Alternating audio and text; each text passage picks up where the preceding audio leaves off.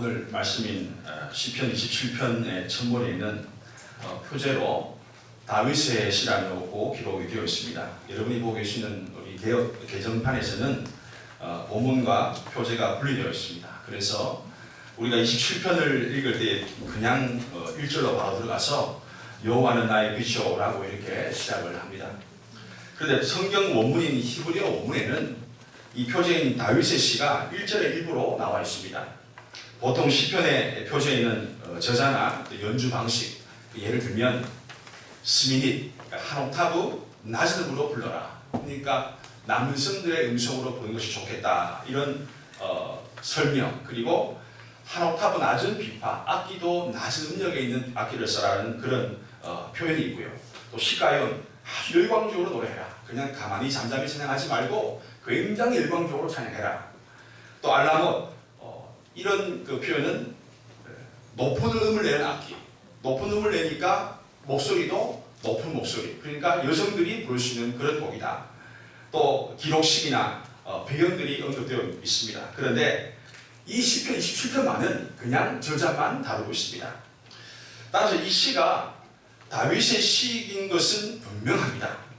그런데 이 시가 언제 어느 시기에 어떤 배경하에 기록되어 있는지는 저희들이 확인할 길이 없습니다. 어떤 해석가들은 이렇게 해석합니다. 압살롬이 반역했을 때였을 것이다. 또 어떤 사람은 브롤스에서 장군인 아비 비브노브의 공격으로부터 벗어난 때다. 이렇게 말은 하지만 그것을 정확하게 확인할 길은 없습니다. 그래서 이 시는 2절과 3절에서 보시다시피 악인들과 대적들, 원수들, 일평생 동안 다윗을 괴롭혔던 그 대적과의 극한 상황 속에서 다윗이 어떻게 이 문제들을 해결해 나가느냐, 그 문제를 우리에게 잘 알려주고 있는 것입니다. 여러분, 여리고 사건을 잘 아시기로 합니다. 여호수아 6장에 보면 이스라엘 백성들이 요단강을 건너서 첫 번째로 만난 성이 여리고성입니다. 이 여리고성을 무너뜨린 장면이 나오는데요.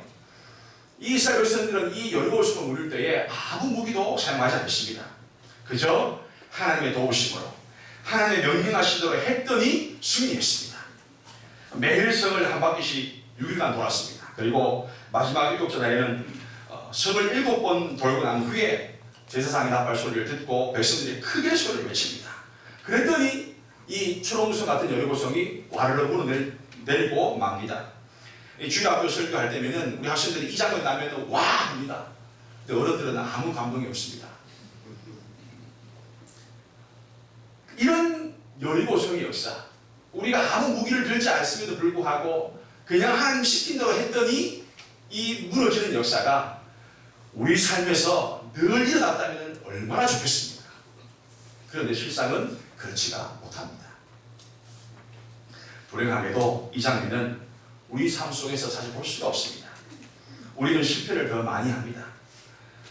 우리의 삶은 여리고성 전투보다는 오히려 아이성이 더 맞다고 볼 수 있겠습니다. 이 정도쯤이야. 이 정도쯤은 우리가 충분히 감당할 수 있지. 아니, 이건 내 힘으로도 충분히 할 수 있어. 기도 안 해도, 하나님 앞에 나가지 않아도, 맡기지 않아도 이 정도는 내 힘으로 할 수 있어. 이렇게 하다가 무너져 버리고 맙니다. 실패하고 맙니다. 그런데 우리 성도는 실패했다고 해서 그 자리에 그저 주저앉아 있으면 안 된다 이 말씀입니다. 또 일어나야 합니다. 또 일어나야 합니다. 더 나아가서 어떤 상황이 펼쳐진다 할지라도 태어나져야 하는 것입니다. 3절 마지막 절 말씀에 여전히 태어나리로다. 이 정도 신앙은 되어야 한다는 그런 말씀입니다.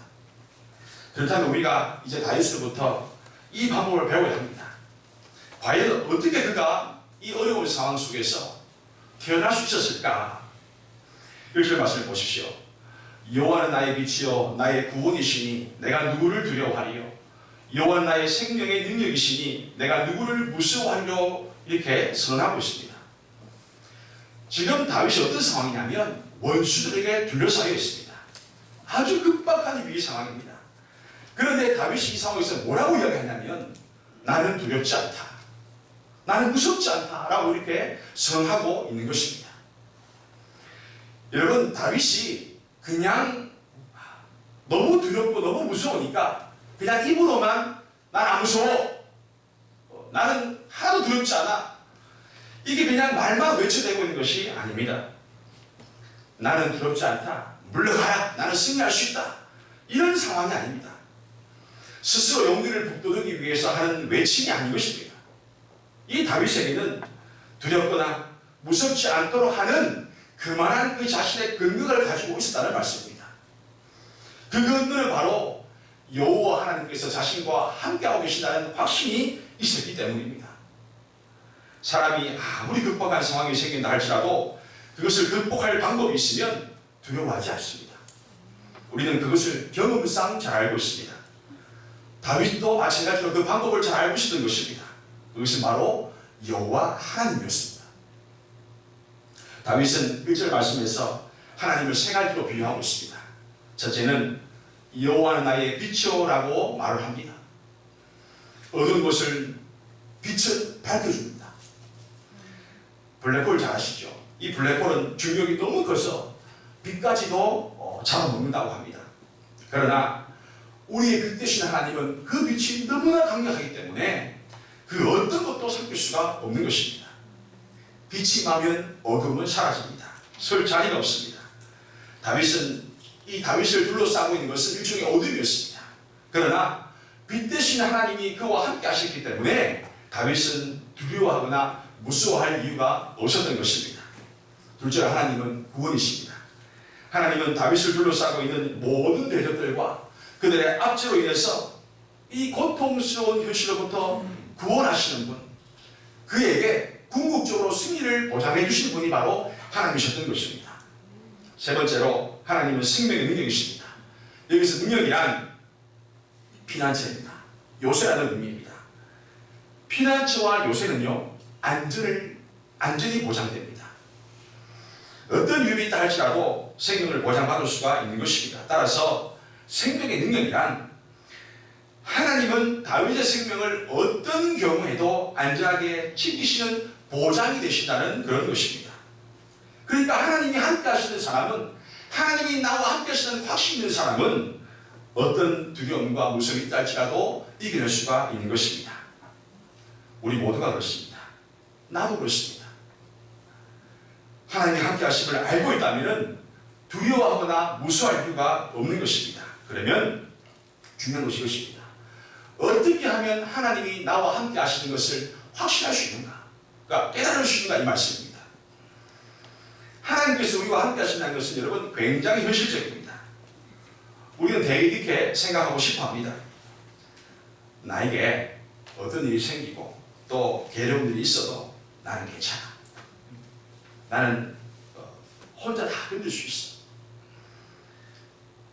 나 혼자도 충분히 이기며 나갈 수 있어. 왜냐하면 나는 예수님을 믿으니까. 그리고는 속으로 생각합니다. 이것이 바로 십자가를 지고 가는 삶이야. 그런데 문제는 뭐냐면 이렇게 말을 하고 살아가는 삶과 예수님을 믿지 않는 삶을 사는 사람의 차이가 없다는 것입니다. 우리는 이러한 외침과 다짐, 그 결정과는 달리 하나님께서 구체적으로 자신의 백성에게 약속하십니다. 내가 너와 함께 하겠다. 내가 너를 도와주겠다. 이러한 말씀이, 이 성경 말씀이 구약과 신약에 얼마나 많이 나온지 모릅니다. 그 중에서 우리가 많이 알고 있는 말씀이 있습니다. 이사야 40장 17 말씀입니다. 두려워 말라. 내가 너와 함께 하리라. 놀라지 말라. 나는 내 하나님이 됨이니라. 내가 너를 굳세게 하리라. 참으로 도와주리라. 참으로 나의 의로운 오른손으로 너를 붙들리라. 사랑하는 여러분, 여호와 하나님이 나와 함께 하심을 어떻게 알 수 있는가? 그것은 바로 하나님이 주신 말씀, 이 성경 말씀을 통해서 우리는 알 수 있고 확신할 수 있는 것입니다. 그러므로 여러분, 우리는 말씀을 붙들어야 합니다. 말씀을 철저히 붙들어야 합니다. 말씀을 붙들고 말씀대로 행하면 우리는 두려워하거나 무서워하지 않고 승리할 수 있는 것입니다. 말씀인 것입니다. 말씀을 붙들어야 합니다. 주님이 말씀하신 대로 하면은 그냥 되는 것입니다. 말씀을 붙들면 승리할 수가 있는 것입니다. 그런데 왜 우리는 말씀을 붙들지 않냐 이 말씀입니다. 말씀을 붙든 것 같이 말도 하고 행동도 하는 것 같지만 실상은 말씀을 붙들 줄 알고 않고 살아갑니다. 왜 그렇습니까? 왜 말씀을 붙들지 않는 것입니까? 그것은 바로 내가 누구인지 모르기 때문에 그렇습니다. 나의 존재가 어떤 존재인가를 모르기 때문에 그런 것입니다. 내가 누구인가, 나의 정체성을 확실히 알고 있지 못하기 때문입니다.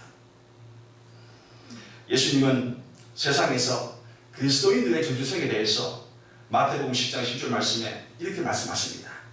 보라, 내가 너희를 보냄이 양을 이리 가운데로 보냄과 같도다. 이렇게 말씀하십니다. 여러분, 우리가 주님의 은혜로 구속받은 성도라면 우리는 양이라고 말할 수 있다 이 말씀입니다. 우리는 늑대가 이 이리가 득실거리는 세상에 무엇으로 보냄을 받았습니까? 양으로 보냄을 받았다는 말씀입니다. 그런데 이 양이 말입니다. 이 양이 늑대들을, 이 이리들을 잘 살펴보니까 이 늑대들이 굉장히 강해 보입니다. 이빨도 날카롭고 발톱도 아주 날카롭습니다. 근육도 있고 털도 시커멓게 아주 강해 보입니다. 아무리 생각해봐도 이 양이 늑대를 이길 수가 없을 것 같습니다. 그러니까 이들보다 좀 더 강해지고, 아니 최소한 지고 싶지는 않아서 이 양이 온갖 생각을 다 하게 됩니다. 이하고 저하고 다 생각을 해봅니다. 그러다가 이 양이 아니 이 생각할 필요 없이 그냥 이 양을 지키는 목자의 음성만 따라가면 되는데, 그래도 불구하고 양이 험한 생각을 다 하게 됩니다. 목자만 따라가면 좋은 꼴도 먹을 수 있고 안전도 보장이 되어집니다. 계속 생각합니다. 그러다 결국은 그래, 이리를 벤치마킹 해야 되겠다. 나도 이리처럼 한번 돼봐야 되겠다. 늑대처럼 한번 닮아봐야 되겠다. 그리고는 이 양이 이 작업을 하기 시작합니다. 자기의 이빨을, 여러분 양 이빨 혹시 보셨습니까? 뭉툭뭉툭합니다. 사각형입니다. 거의. 이것을 줄로 갈기 시작합니다. 한참을 갑니다. 갈았더니 좀 빼줘하게 됩니다. 그걸로 이렇게 길게 보니까 좀 늑대 비슷합니다. 이거 가지고 안 되겠는데? 그러더니 이제 양 발굽을 아시죠? 그죠? 예. 그걸 또 갈기 시작합니다. 줄로. 슥슥슥 갑니다. 그랬더니 사각형이었던 거의 각이었던 것이 날카롭게 변했습니다. 좀 더 닮은 것 같습니다. 좀 더 생각해 보니까 이거 가지고 안 되겠습니다. 그래서 염색을 합니다. 힌트, 양 힌트 아닙니까? 힌트 약하게 보이거든요. 그래서 시커멓게 염색을 합니다. 스스로 거울을 봅니다. 뿌듯해합니다. 나도 늑대처럼 된 것 같아. 이빨도 날카롭고 발굽도 날카롭고 털도 시커매서 좀 강해 보이지? 라고 생각합니다. 그리고는 이 양이 말입니다. 늑대가 사는 무리 속으로 들어가서 살려고 합니다. 자기가 양인데 자기가 이리라고 늑대라고 생각을 하는 것입니다.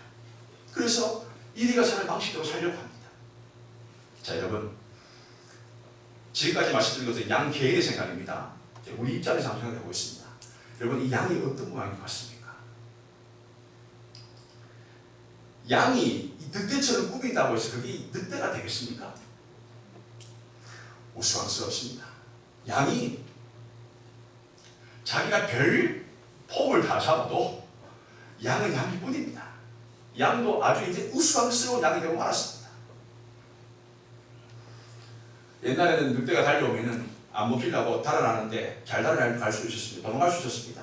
발굽을 깎아놨으니 이제 더 잘 도망하지도 못합니다.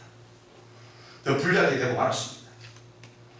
여러분, 양으로 부름을 받은 우리 그리스도인들이 이 양육강식의 세계에서 이 성공하려고 늑대의 모습을 한다 이 말씀입니다. 양은 양의 모습 그대로 목자의 음성만 듣고 따라가면 좋은 꼴도 있고 물도 마실 수 있고 안전도 보장이 되어지는데 자꾸 늑대를 따라가려고 합니다. 세상의 방법대로 가려고 합니다. 하나님을 전혀 모르는 사람들의 방법대로 살려고 합니다. 생각하려고 합니다.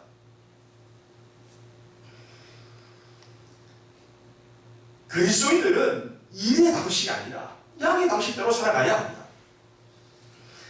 목자의 음성만 들으면 됩니다. 목자의 음성을 듣고 목자가 말한 대로 하면 아무 문제가 없습니다. 여러분 그렇지 않습니까? 양이 목자의 음성만 듣고 따라가면 아무 문제가 없는데 과연 우리는 그렇게 살고 있나 이것입니다. 두렵다고 해서 미래가 걱정된다고 해서 내 앞에 어떤 일이 벌어질지 모르는 상황 속에서 두려우니까 자꾸 세상의 방식대로 살려고 합니다. 이리처럼 늑대처럼 살려고 합니다.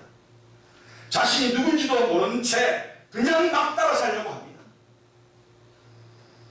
어색합니다. 양이 늑대라고 살려고 하니 어색하지요. 때론 마음에 들지도 않습니다. 마음이 내키지도 않습니다. 때론 양심의 가치도 맞습니다. 그러나 두려우니까 그렇게 하나하나 늑대를 따라 이리를 따라 살려고 하다 보니 이제 그것이 익숙해져 버린지도 모르겠습니다. 여러분 우리는 목사의 음성만 듣고 따라하면 되는 겁니다. 그러면 무서움과 두려움이 사라지는 것입니다. 여전히 태어날 수가 있는 것입니다. 요한계시록 2장 3장을 보면 7교회가 나옵니다. 이 7개는 7이라는 숫자가 있어 아시듯이 7개 교회만 가진 게 아니라 그 당시 소아시아에 있던 교회 전체를 의미합니다. 그 중에 보가모 교회라는 교회가 있습니다. 이 교회가 특징이 뭐냐면 이단의 가르침에 빠져서 이 세상 문화에 타협하려는 했다는 그런 점입니다. 발람의 교훈 또는 니골라당의 교훈으로 불리는 이 이단적인 가르침을 지키는 사람들이 바로 이 버가모 교회 안에 있었던 것입니다. 발람이 여러분 누굽니까? 모압 왕 발락에게 돈을 받습니다. 그리고는 가나안 땅에 들어가려고 하는 이스라엘을 저주하려고 했던 이 인물, 그래서 이스라엘 백성으로 하여금 행함하게 만들려고 했던 인물이 바로 이 발람이었습니다. 여기서 행음이라는 것이 뭡니까? 육체적인 관계, 모압 여인들과의 이방 여인들과 육체적 관계도 되지만 그들이 은유적으로 표현하면 그들이 믿고 있던 이방 신들과 영적으로 행함하는 것, 가늠하는 것, 이것을 말하는 것입니다. 이게 무슨 말이냐면요, 하나님도 믿고 또 모압의 우상도 믿는, 그러니까 발람의 교훈이 이런 거였다는 것입니다. 그러니까 버가모 교회에 어떤 것이었냐면 니골라당이라는 이 이단의 무리들이 어떻게 가르치냐면 하나님을 믿어라. 괜찮아. 열심히 믿어. 열심히 행동하고 열심히 신앙생활해. 그런데 그러면서 세상이 너에게 가르쳐주는 것, 세상의 방식대로도 살아. 하나님을 믿지 않는 사람들의 생각하는 것과 똑같이 그 생각도 괜찮아. 그러니까 교회에 나와서 신앙생활도 하고 하나님도 믿고 또 신앙생활을 하는 것과 똑같이 살아라 이 말씀입니다. 이것을 가르쳤던 것입니다. 교회에서. 세상과 교회의 차이가 사라져버리고 말았습니다. 이것이 교회인지 신앙생활을 하는 것인지 도대체 분간할 수 없게 되고 마는 것입니다. 정리해서 말씀드리면 이게 니골라당은 그 시대의 문화와 타협하는 것을 교회 안에서 조장했던 것입니다. 당시에 이교도인들은요, 그들이 믿는 신전에서 그 여사대들 정말 창기와 같은 사람이었습니다. 행음했습니다. 하나님을 섬긴다고 하면서도 또 이방 문화, 우상 숭배와 행음, 이거 해도 아무 문제가 없다고 가르쳤던 것입니다. 이것을 바로 혼합주의라고 합니다. 혼합주의. 이 혼합주의가 계속 등장해서 교회를 괴롭힙니다. 그러나 예수님께서는 분명히 말씀하십니다. 하나님과 돈, 세상을 겸하여 섬길 수 없다고 분명히 말씀하셨습니다. 사도 요한도 말씀합니다. 세상과 세상에 있는 것들을 사랑하지 말라라고 경고했습니다. 그래서 엘리야 선지자 같은 이스라엘 선지자들은 오직 여호와만을 섬기라 라고 이야기했고, 종교개혁자는 어떻게 하겠습니까? 오직 성경만 이야기했습니다. 중세의 교회가 국교화되면서 세상과 타협했습니다. 그 결과로 교회 안에 수많은 이방 종교의 풍습이 밀려 들어오게 되었습니다. 19세기 이후에는 자유주의 신학을 주장하는 사람들이 이 기독교를 도덕적으로 만들어버렸습니다. 그리고는 세상 종교와 타협하게 만들었습니다. 오늘날의 많은 복음주의 교회를 또 교리를 무시합니다. 교회가 생존하는 길은 현대문화를 수용하는 것이 살 길이라고 이야기를 합니다. 그러면서 철학, 심리학, 경영학을 교회 안으로 막 도입해 나갑니다. 성경과 세상의 이 문화를 혼합하고 있는 것입니다. 오직 성경보다 성경과 전통, 경험과 문화를 비빔밥처럼 섞어서 생각하고 있는 것입니다. 이러한 모습이 있는 버가모교를 예수님이 뭐라고 제목하셨습니까? 자유의 날선 검을 가지고 나타나시다고 말씀하셨습니다. 왜 이런 모습입니까? 이것은 혼합주의적인 성향을 가지고 있는 이 버가모 교회를 향해서 예수님께서 싸우시겠다는 그런 말씀인 것입니다. 무서운 말씀입니다. 사랑하는 여러분, 우리는 나 자신의 삶 속에서 정말 예수님이 싫어하시는, 예수님이 미워하시는 이 혼합주의적인 모습이 우리 안에 있는지 살펴보고 있다면 회개해야 될 것입니다. 예수님은 이 버가모 교회인들에게 말씀하시기를 이것을 이기는 자에게는 세상에 주는 우상의 제물 대신에 하나님만이 주실 수 있는 만나를 주시고 우상의 제물을 먹고 행하는 잔치 대신에 천국에 들어갈 수 있는 입장권인 힌도를 주시겠다고 분명히 약속하셨습니다. 말씀을 듣습니다. 사랑하는 여러분, 다윗이 자신을 둘러싼 이 위험, 고난 속에서도 너무나도 태어날 수 있었던 이유는 무엇입니까? 맞습니다. 그것은 바로 하나님을 온전히 신뢰했기 때문입니다. 빛 대신, 구원 대신, 능력 대신 하나님이 나와 함께 하신다는 것을 분명히 깨닫고 있었기 때문입니다. 우리는 이 하나님이 나와 함께 하신다는 것을 무엇을 통해서 알 수 있습니까? 말씀을 통해서, 이 성경 말씀을 통해서 확신할 수가 있는 것입니다. 따라서 우리는 말씀을 통해서 확신하고 그 말씀대로 살아야 하는 것입니다. 말씀만으로 우리는 주님의 음성을 들을 수 있고 그 위로의 말씀을 통해서 우리는 어떤 위험한 상황에 처한다 할지라도 두렵거나 무서워하지 않고 온전히 태어날 수가 있는 것입니다. 3절 말씀이 있습니다. 군대가 나를 대적하여 진칠지라도 내 마음이 두렵지 아니하며 전쟁이 일어나 나를 칠지라도 나는 여전히 태어나리로다. 여러분, 일이 늑대 행세하지 마십시오. 어울리지 않습니다. 전혀 어울리지 않습니다. 그냥 사십시오. 목자의 음성만 들으면 됩니다.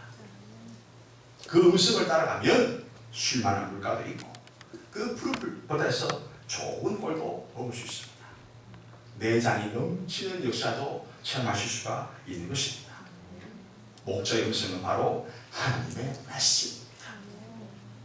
여러분, 우리는 말씀을 붙들고 말씀으로만 살아야 합니다. 이렇게 살기 위해서는 내 힘으로 되지 않습니다. 여러분, 자신을 잘 알지 않습니까? 우리 힘으로, 내 자신 힘으로는 절대로 할 수가 없습니다. 왜냐하면 나는 죄성이 있는 죄이기 때문에 그렇습니다. 어떻게 되겠습니까? 성령 하나님을 붙들어야만 합니다. 하나님 하면 안 됩니다. 나는 말씀 듣고 따라오고 싶은데 하나님의 힘으로 도저히 되지 않습니다. 하나님 나를 불쌍히 여겨 주옵소서. 하나님 나를 붙들어 주옵소서. 깨닫게 해 주옵소서. 하나님 기도함이 있어야 한다는 그럽니다. 그래서 우리 성도는 기도하지 않으면 안 되는 것입니다. 기도해야 되는 것입니다. 이런 기도 가운데에, 성령의 도심을 구하는 기도 가운데에 어떤 상황이 와도 주 안에서 태어나실 수 있는 여러분과 제가 되기를 주님의 이름으로 축원합니다. 아멘. 기도하겠습니다. 하나님 아버지, 참 감사합니다. 오늘 시편 27편 1절 3절 말씀을 통해서 하나님의 말씀을 붙들고 살아야 된다. 그 주님의 음성에 맞는 귀를 잃고 그 음성대로 살아야 한다는 말씀을 오늘 말씀을 통해서 깨닫습니다. 하나님 아버지, 도와주옵소서. 우리에게 긍휼을 베풀어 주옵소서.